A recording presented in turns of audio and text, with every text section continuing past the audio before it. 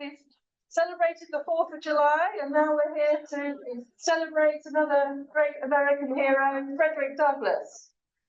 I know many of you have been part of Randall Zachman's series on the spirit of religious and civic liberty, and this is really building on this, because as we will see with What to the Slave is the 4th of July, he's really going back to the founding fathers and the Declaration of Independence, and using that to criticize the status quo in the 1850s. This document is part of the Revolutionary Text series that we started with the Declaration of Independence. And today, this speech, which was given on July the 5th, will be heard live at Bethel AME this afternoon. So if you've got the time and energy to be there, I think you'll have to be there well before 2 to get a good seat. But if you want to hear it recited by a group of us from the community, please join us for that. Is it in the church? I think it's in the church, yes. So I think you'll want to wear full clothes, maybe even shorts, dare I say it. The doors open at 1. Yes, the doors open at 1, and yes, I think if you do want a good seat, you need to be there early. Before we look at the actual text, and I just want to say we're not going to do everything in the text. I mean, obviously it's a huge document, even though it's abridged. But I would encourage you to take it home and read it if we don't get to the, well, anyway, whether we get to the end or not, but it's really worth doing. I wonder how many of you knew of Frederick Douglass before this year. Did everybody in the room, or is there anyone who didn't? No shame, no, this is why we're all here. You may be interested to know that his feast is celebrated in the Episcopal Church on the 20th of February. And maybe next year we can try and make a little more of that than we normally do.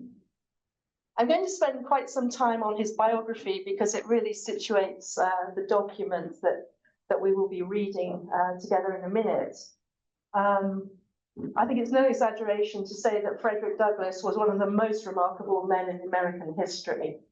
Historians and biographers describe him as a social reformer and obviously an abolitionist against the slave trade and slave practice.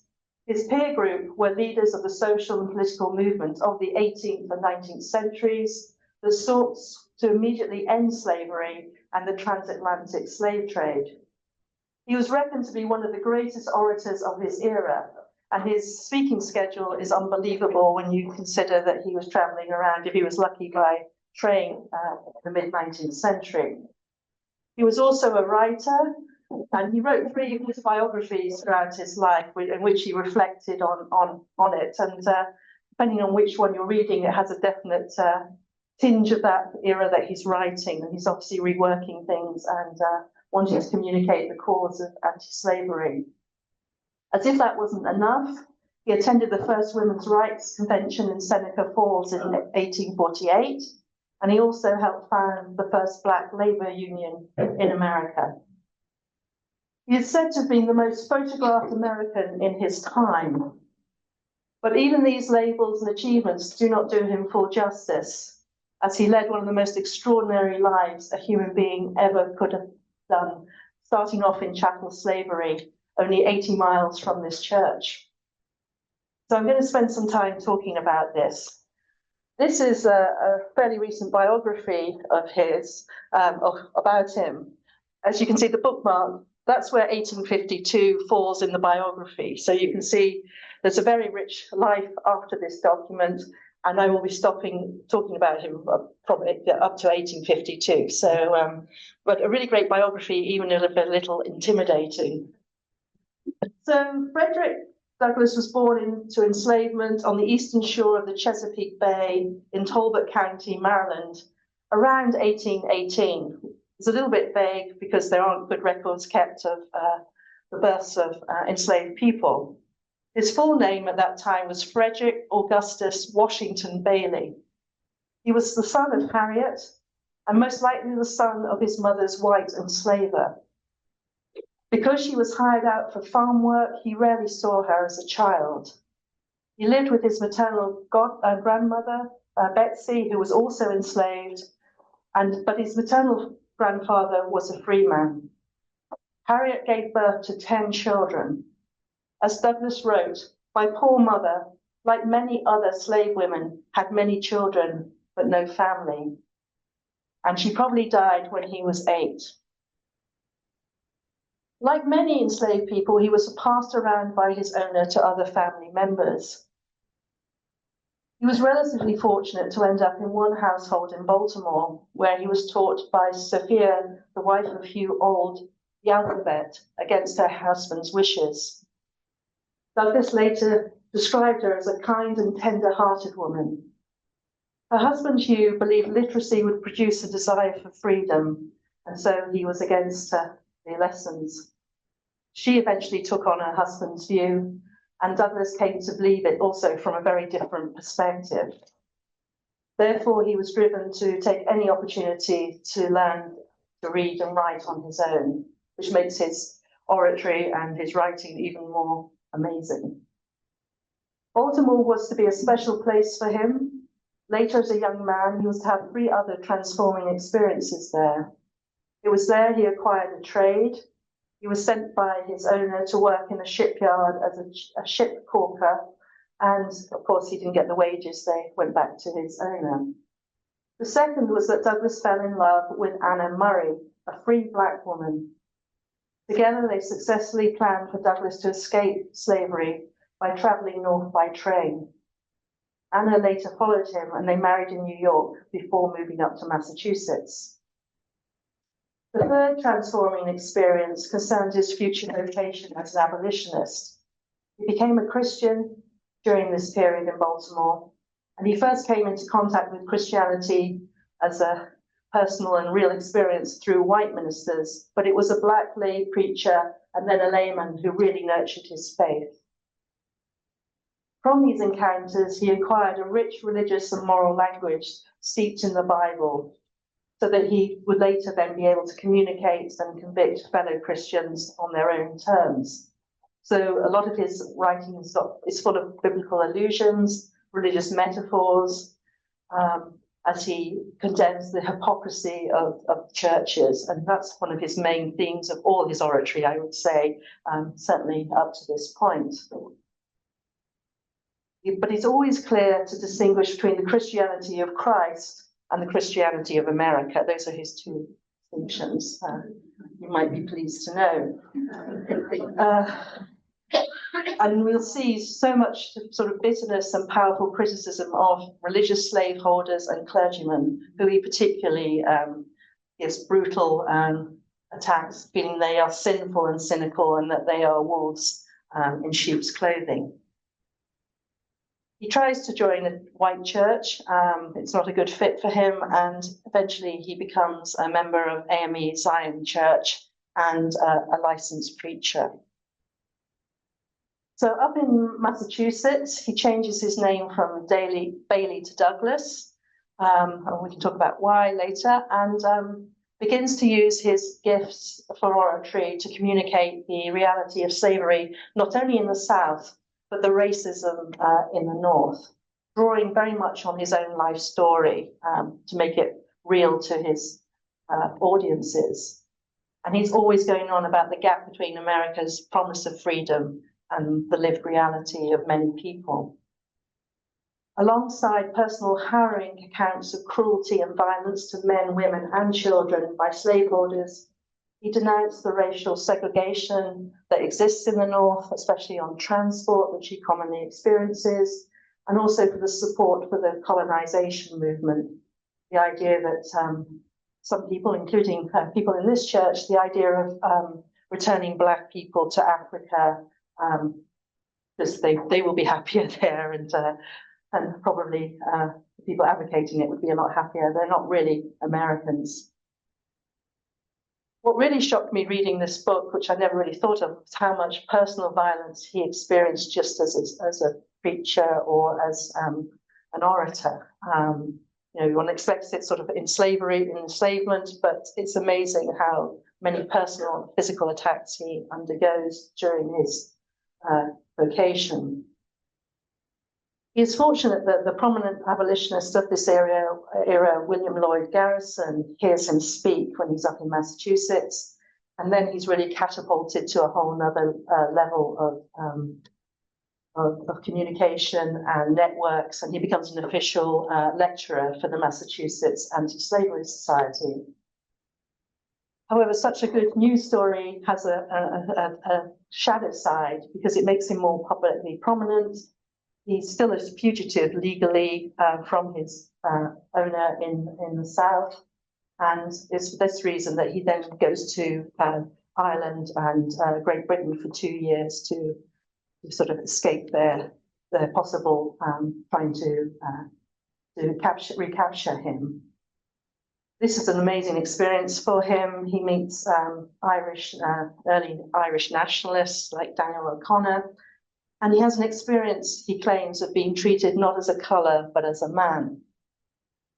And it's also in this period, and I didn't know this, and I'm very proud of Newcastle upon Tyne, where I was born, that 2 women from there raised funds for him actually to purchase his freedom from his enslaver. So he's now really, really free. And then, of course, there were sort of moral issues around buying your own freedom, as you can imagine, of supporting the system. When he returns in 1847, he uses money again raised in England to publish his first abolitionist newspaper, the Northern Star, so that he can communicate his views more widely. Around this time, he splits from Garrison and his vision of the anti-slavery movement. Garrison believed that the US Constitution was pro-slavery, not unreasonably, because of of enslaved people being valued at 3/5 of a free person in terms of electoral weight, and also the fugitive slave clause in there about returning fugitive slaves back to their enslavers. For Garrison, this makes the Constitution unredeemable, really. But Douglas moves away from this view, and he really wants to sort of get involved in politics rather than trying to morally persuade people to be good people. He actually wants to change the structures, if you like. And he's prepared on occasion to resist and maybe even tolerate violence, which is another thing that cements the division between him and some of the early abolitionists who very much were pacifists. I'd just like to say that the Fugitive Slave Act of 1850 spurs a lot of his thinking on politics and resistance, because though there are clauses in the Constitution about returning fugitive slaves, in 1850, the structures are actually created in order to make that happen. So you have a federal system of commissioners and marshals, and it compels citizens to actually assist in the capture of runaway slaves. It also says they can't have jury trials or the right to testify in their own defense. And commissioners are actually financially incentivized to rule in favor of the enslaved. So everything becomes much more concrete, if you like.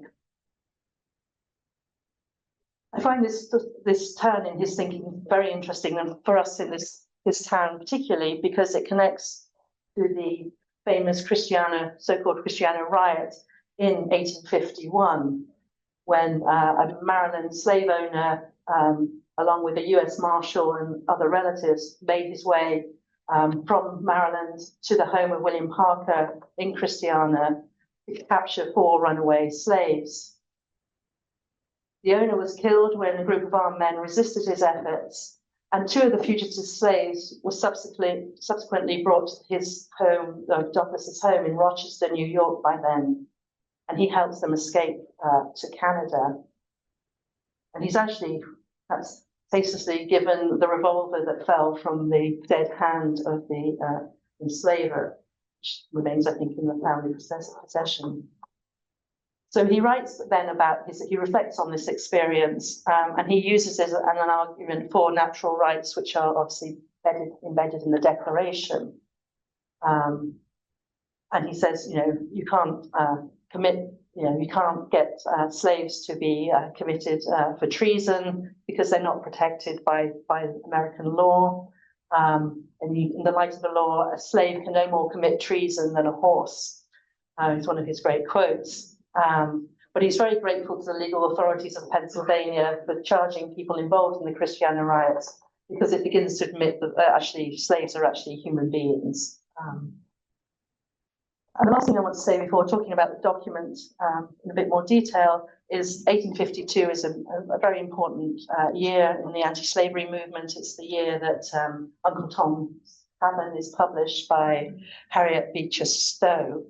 And that is really a publishing phenomenon. And Douglas knows her and is really pleased with all the publicity, and the fact that it's a novel makes it more perhaps acceptable to opponents of the anti-slavery movement. So let's talk about the document. And as I say, we're not going to do it all today, but I do invite you to think about it and read it later. So this is given at so-called Rochester Ladies Anti-Slavery Society in Corinthian Hall, in Rochester is where he's living then, and it's only a few blocks from his offices for the Northern Star.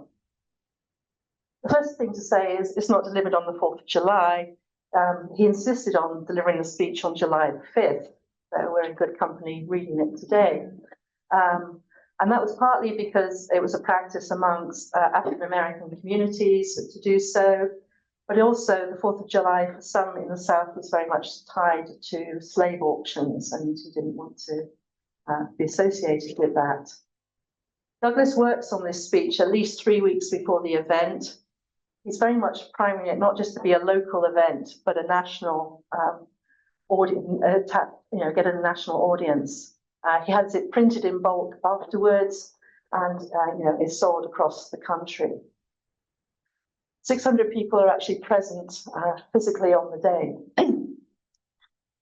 And the meeting starts with a prayer and a reading of the Declaration of Independence. So that's the context in which we're a bit like what we did yesterday, the morning prayer.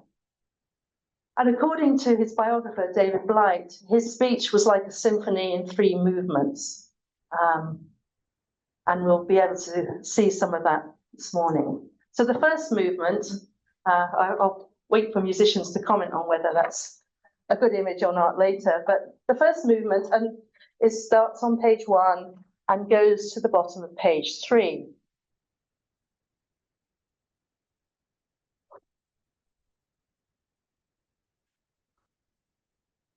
And in this, he addresses those people present.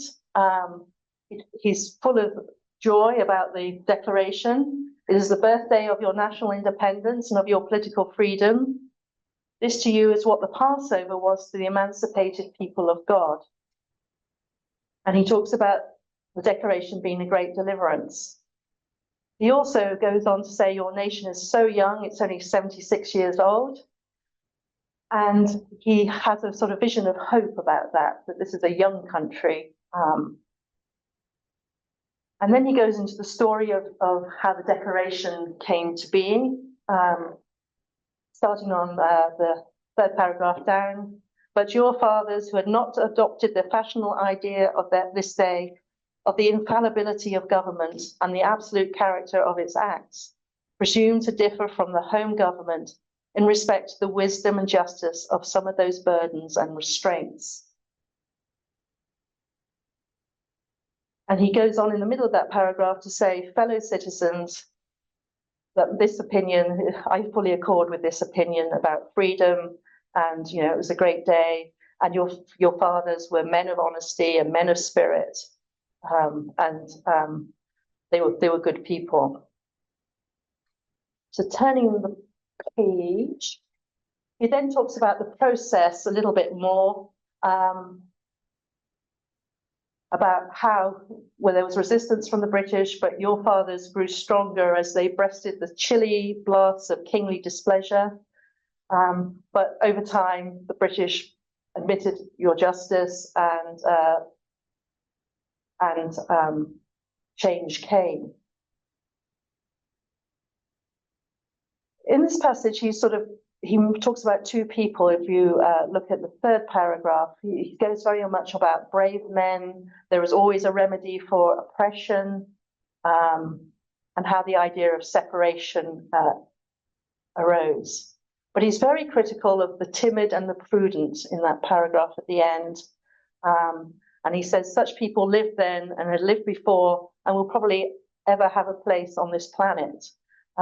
He's full of little sort of humorous phrases. And he goes on to say the only change that they like is silver, gold, and copper change. So this is pretty light, pretty positive. This is all the stuff we agree on. This is how he's setting up his argument and how the country then declared independence.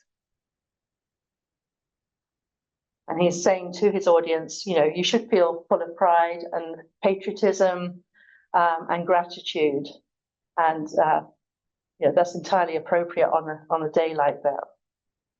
So he's presenting the Declaration as the gold standard, if you like. He's saying these people did well. They weren't perfect, but they did a good job, and they moved us towards freedom. So it's very light and cheery, and no one in the room was probably going to disagree with those sentiments at that point of his speech. So he wins the audience over. But then in the second movement, there's a complete change of tone, which was when I think people really began to get uncomfortable. So having set up the founding fathers as these great men, and the history and everything that we should be grateful for, he then quotes this poem from Henry Longfellow, A Psalm of Life. Trust no future, however pleasant.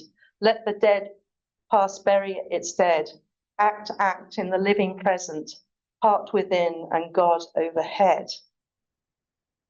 And he goes on to say, after that, we have to do with the past only as we make it useful to the present and to the future.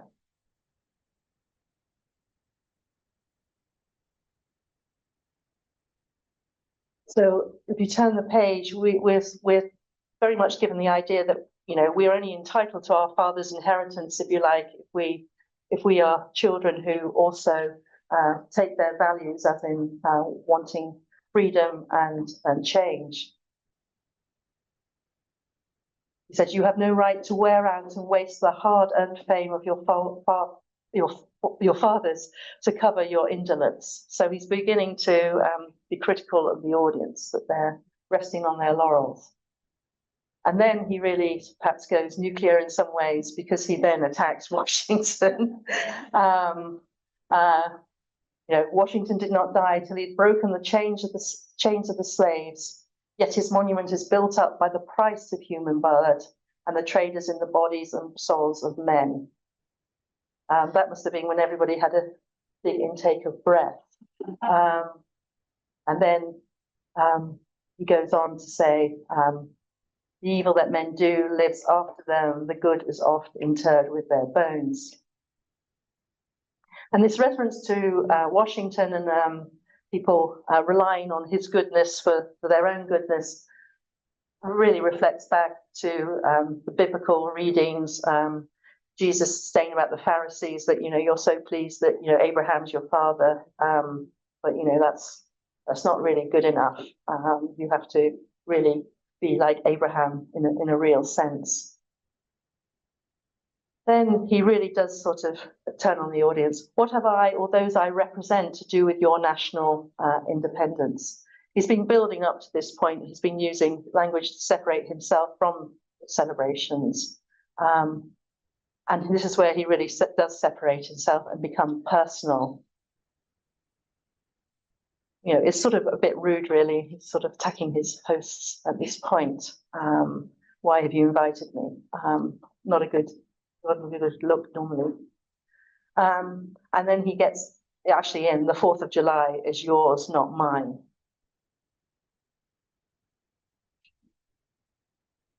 Because when he hears the 4th of July, I hear the mournful wail of millions whose chains, heavy and grievous yesterday, are today rendered more intolerable by the Jubilee shouts that reach them. If I do forget, I do not faithfully remember those bleeding children of sorrow this day. Then he quotes from Psalm 137, may my right hand forget her cunning, and may my tongue cleave on the roof of my mouth.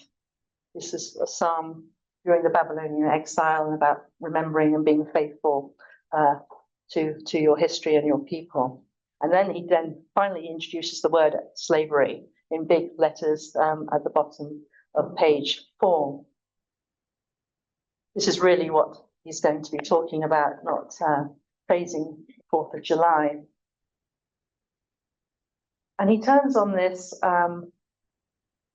judging the audience, I think, at this point, by saying, you know, his authority comes from the Constitution and the Bible, and he's going to tell it as it is.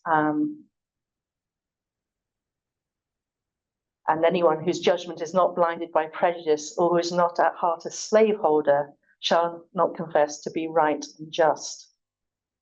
Having said that, he then says there's no argument to be had, that he's not going to bother with an argument. He asks, must I undertake to prove that the slave is a man? The point is conceded already. This is in the middle paragraph. Must I undertake to prove that the slave is a man? That point is conceded already. Nobody doubts it. The slaveholders themselves acknowledge it in the enactment of laws for their government. They acknowledge it when they punish disobedience on the part of a slave. There are 72 crimes in the state of Virginia, which, if committed by a black man, no matter how ignorant he be, subject him to punishment of death, while only 2 of the same crimes will subject a white man to the like punishment.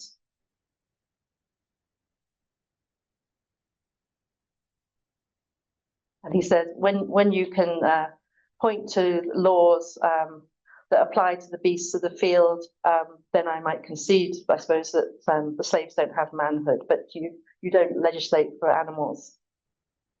And he goes on then to list all the things in that last paragraph on page 5 of all the things that black slaves are actually doing in the country, that the whole idea that they're not human is completely absurd. And of course, his winning argument at the end is, you know, the Declaration of Rights, of Independence, which is built on natural rights. You have already declared it. Must I argue the wrongfulness of slavery? Is that even a question for Republicans? So he's really keeps going back to that theme. There is no man beneath the canopy of heaven that does not know that slavery is wrong for him.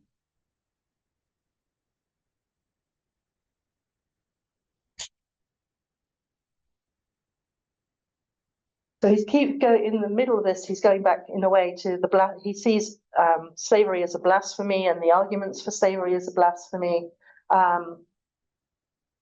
No, and the time for argument is past. And he begins to get into this sort of Jeremiah's sort of voice in this section. You know, Jeremiah who's condemning the house of Israel, that they're all going to it's all going to end badly for them unless they start changing their ways, that they're breaking the covenant with God. And so he begins that by sort of talking about whirlwinds and earthquakes, which reminds us a lot about the Hebrew prophets. And he ends with this section: for you, your celebration is a sham, your boasted liberty, an unholy license, your national greatness, swelling vanity. Your sounds of rejoicing are empty and heartless. Your denunciations of tyrants, brass-fronted impudence. Your shouts of liberty and equality, hollow mockery. Your prayers and hymns, your sermons and thanksgivings, with all your religious parade and solemnity, are to him more bombast, fraud, deception, impiety, and hypocrisy. And again, that goes back to obviously the Old Testament and the prophets here. So this is really letting them have it, and including, you know, his audience before him. He's not saying they're the good guys, everybody else is bad, but they're sort of implicated in all of this, I think. He then talks about He gives two examples of what's going on, a reality of, he goes on about the internal trade, slave trade. Everyone feels pleased they've abolished, external trade. So there's no trade in enslaved people after 1807, theoretically. The British Navy and the American Navy are sort of policing that and trying to stamp it out. But he said, why are you so proud that you're still got slaves, even though you've stopped international slave trade? And he uses and then he gives lots of very harrowing descriptions on page 7 of what slavery really means to real human beings as they're traded. And he talks of enslavers as man drovers, human flesh jobbers, and how they are, just feeding off, they're providing slaves as food for the cotton field and the deadly sugar mill. I won't go too much into all of that. And he then brings his personal story in, sort of on page 8. I was born and saw amid such sights and scenes. Thank you. I do have water. Thank you.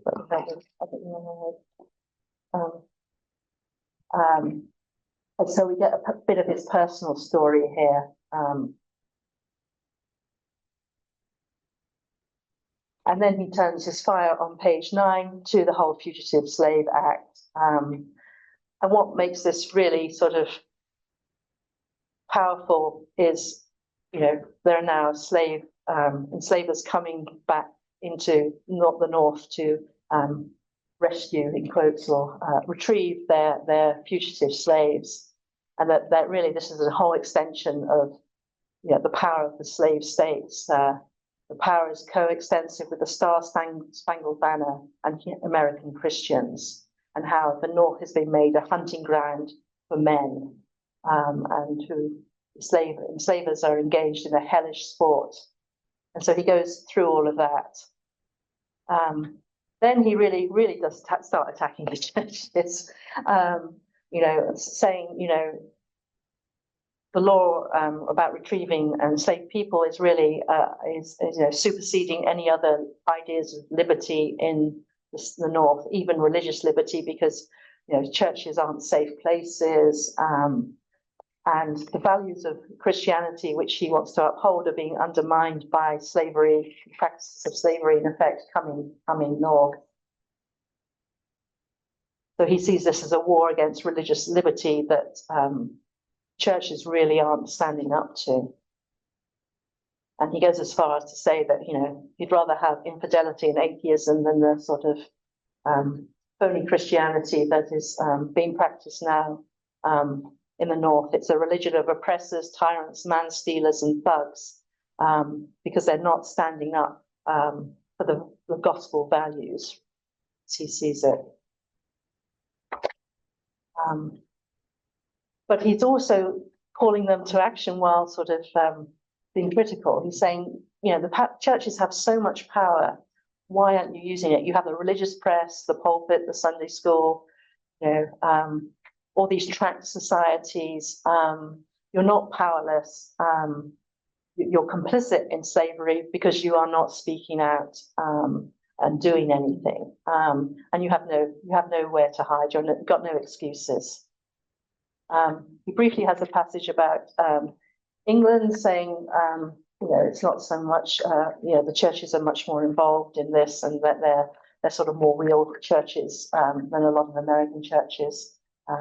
We can debate that on another occasion. So this is his whole condemnation of Christians and the North. I mean, it's not all about the South. It's about, good people that we'd all recognize as good people. And that's the challenge of Frederick Douglass in this context on many. Having said all of that, so that's well worth reading to get his own life story and his passion about the subject. He does actually, in the third movement, have a ray of hope, you'll be pleased to hear. And he turns back to the Constitution. And I'm not sure how many of us will find this very convincing, actually, and I'm still trying to find it out if I do. But he really sees the Constitution as he quotes, the glorious liberty document. He really refutes Garrison's idea that it's it's unredeemable. Partly because the alternative is a lot worse. I mean, if you have to leave the Union in order to get rid of slavery, you're still leaving all those people in enslavement, and you're really you're still complicit in some ways. But he thinks the principles in the Constitution, if not the actual articles, are the way forward on this. So that it is about liberty and freedom and equality and justice. It's just that they haven't worked it out fully at this point.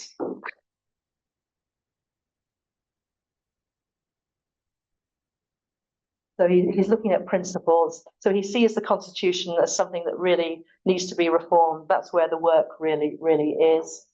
He finds hope not only in that, and he also finds hope in God. The arm of the Lord is not shortened.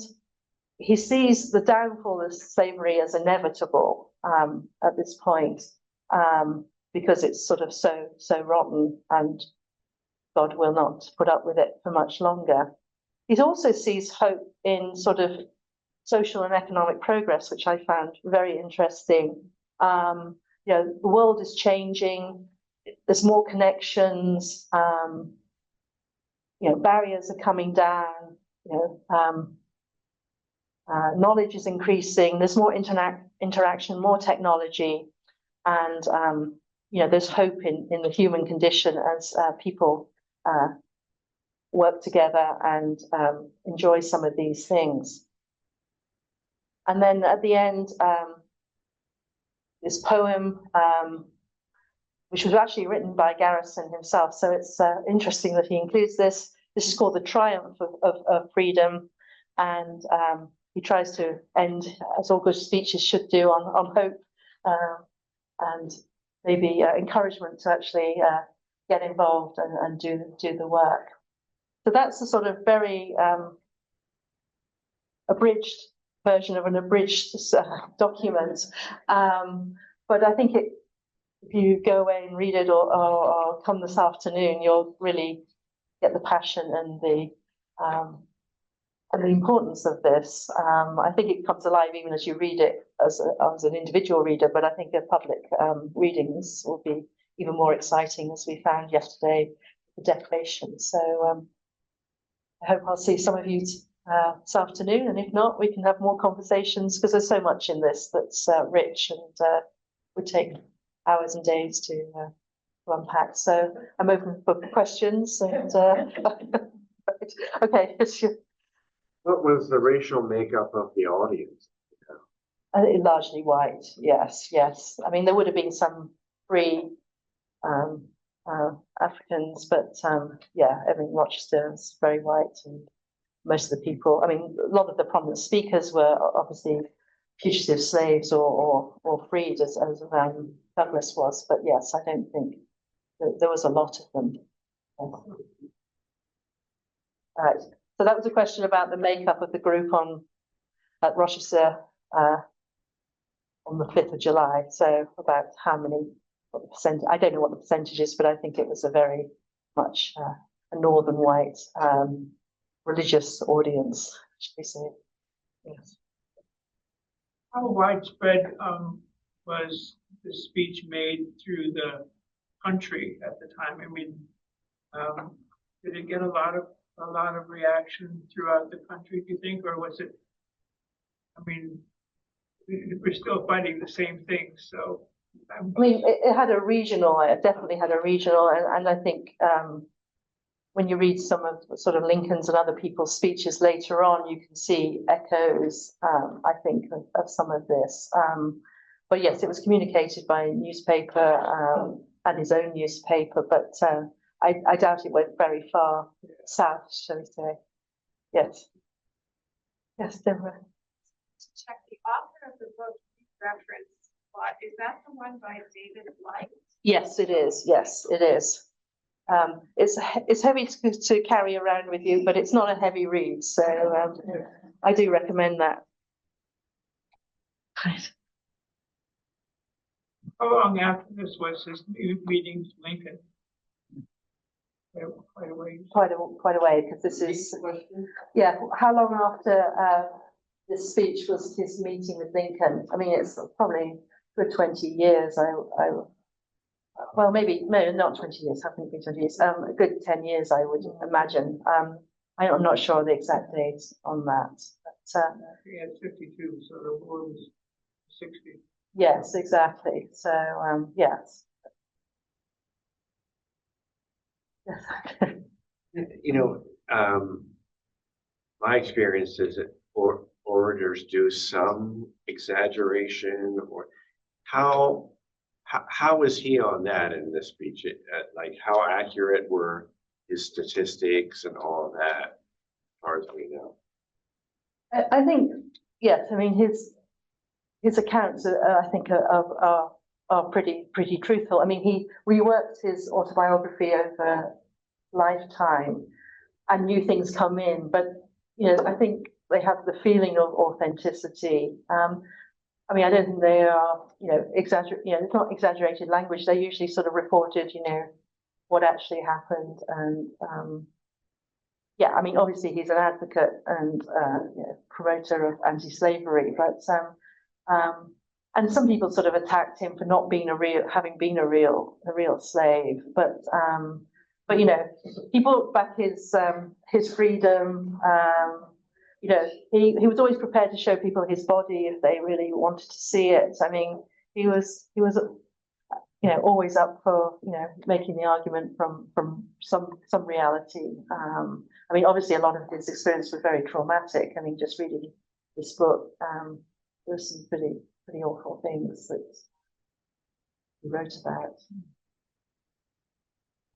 How would the audience, there's 600 mostly white people sitting and watching, have received it? Like, only imagine we got to some of these parts, somebody got up and walked out. Like, they just, or am I overreacting? Well, I imagine some people were very uncomfortable. They were more in the garrison camp. I mean, and one of the lines in here is, someone will say, why aren't you being nice and not offending your audience? And he sort of, so I imagine there was some sort of pushback. I mean, it was a lively debate about many of these issues within the movement.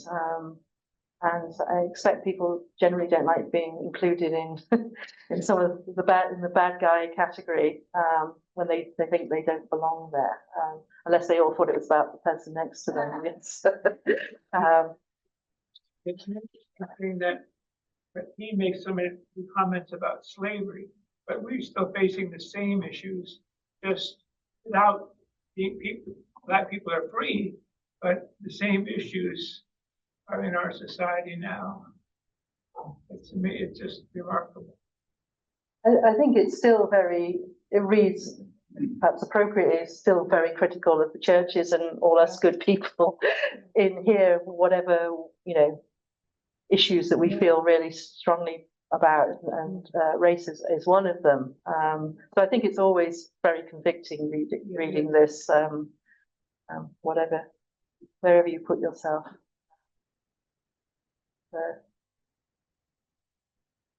Bring us back to Lancaster. Two ways. I know you're an archivist here. Is there any evidence that people at St. James reacted to it? And perhaps more importantly, did James Buchanan ever even see this, read it? Any comments by him? I honestly don't know about James Buchanan. We certainly have no evidence in our archives about reactions. I mean, we had people here who were part of the local colonization society, so presumably they wouldn't have agreed with this. I mean, Rector Bowman was associated with that, but many of the sort of vestry were as well. So I would imagine Frederick Douglass would have been thought of as a little bit out there from a Lancaster perspective, but I don't really know at this point. What was the colonization group? Yeah, the colonization societies, they sort of grew up in the 1820s. Often Christians, but all sorts of people were involved. And the idea was, slavery still exists. what is a humane way of dealing with it, you know, rather than changing our laws or our behaviour. Why don't we send them all back to Africa? And, you know, that's where you get Liberia, and some of the African American community are really into that as well. I mean, it's like America's not a good place for us. Why don't we go and you know, live somewhere where we're not oppressed? So that's a strong theme amongst many churches. Of that's the solution to the slavery race problem from a northern perspective. That's the most humane thing we can think of to solve the problem.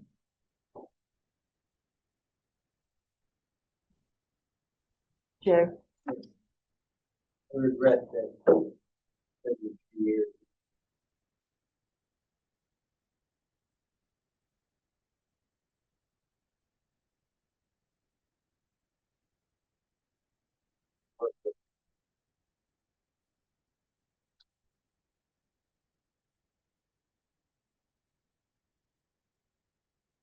Thank you very much. And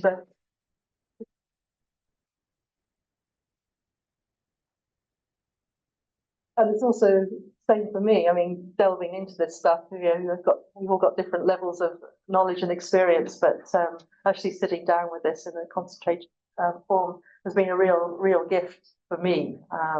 So I'm excited that we could get the 5th of July to line up with Forum and we could all start looking at this document together.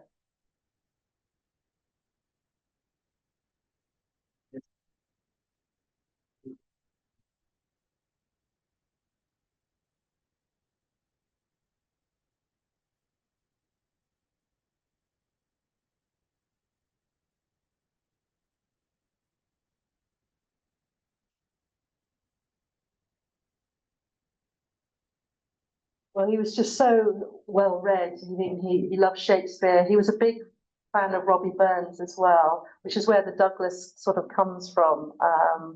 It's a character in one of his poems.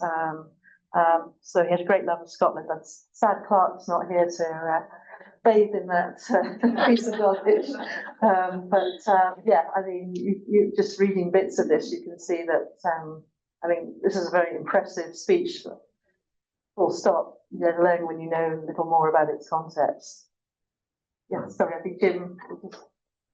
I just wanted to mention, what's Oh, that's, oh no, okay, you're right. I just got.